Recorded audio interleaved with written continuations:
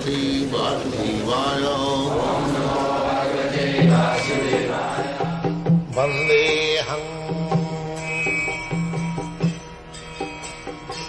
Shri Guru Shri Juta Padakamalam. Translation.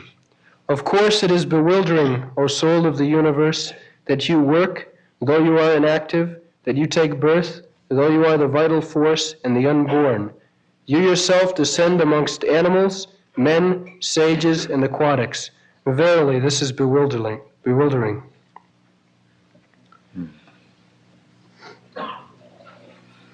So, Krishna is addressed here as Vishyatman,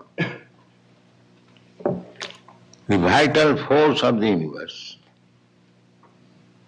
Just like in my body, in your body, that there is a vital force. The vital force is the Atma, the living being, living entity or soul. So because the vital force, the soul is there, the whole body is working. So, similarly, there is the supreme vital force. Supreme vital force is Krishna, or the Supreme Personality of Godhead. Therefore, where is the question of his taking birth, appearance or disappearance? In the Bhagavad Gita it is said, Janma karmam cha me dibbam. Dibbam means it is spiritual. Ajopi san abhyatma. Ajo means unborn. Abhyatma, without any distraction. So Krishna is existing as in the beginning of this stotra, Kunti addressed Krishna that you are within, you are without. Still invisible. Krishna is within, without. That we have explained. Ishara sarvabhutanam riddesha arjuna tisthati. Sarvasya chaham hridisannivishya. Krishna is situated in everyone's heart, therefore he is within everything. Anyantarastham, paramanuchayantarastham, he is within the atom even, and without also. Vishwarup, as Krishna showed, the Vishwarup, external feature, this gigantic cosmic manifestation, that is Krishna's external body, these are described in the Srimad Bhagavatam. The hills, the mountains, they are described as the bones. Just like we have got in our body some part raised by the bones. Similarly, these big mountains and hills, they have been described as the bones.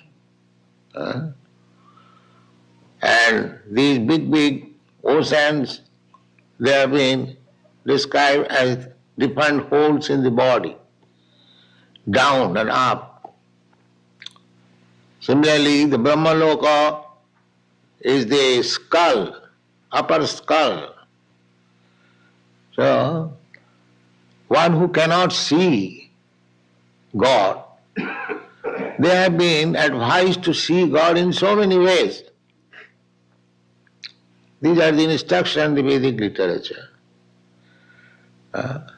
Because you can simply conceive of God, the great. The greatness, you also do not know how great He is. So, in your conception of greatness, just like the very high mountains, the sky, the big planet. So the description is there. You can think of. That is also Krishna consciousness.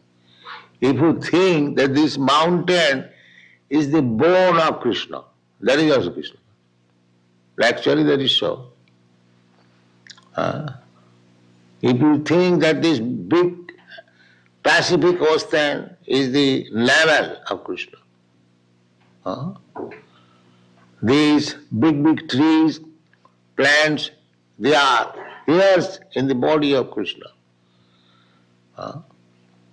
And then the head, the skull of Krishna is the Brahma Loka. The soul is the Patal Loka. Similarly, this is Mahato Mahiyan. When you think of Krishna as the greater than the greatest, you can think like this. And if you think that Krishna is both, smaller than the smallest, that is also greatness. That is also greatness. Krishna can manufacture this gigantic cosmic manifestation, and he can manufacture also a small insect smaller than the point.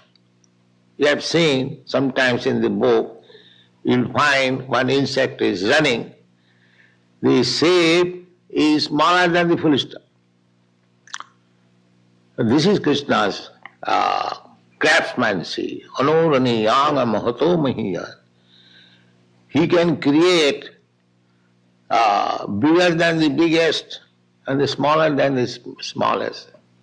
Now human being, according to their conception, they have manufactured the 747 airplane, supposed to be very big.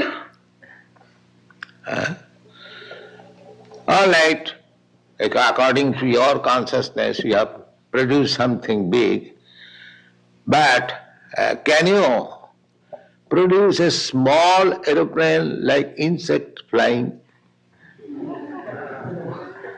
That is not possible.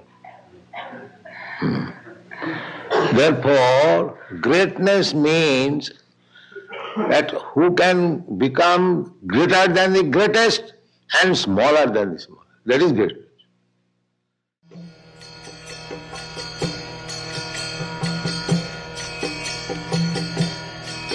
Hare Krishna, Krishna Krishna.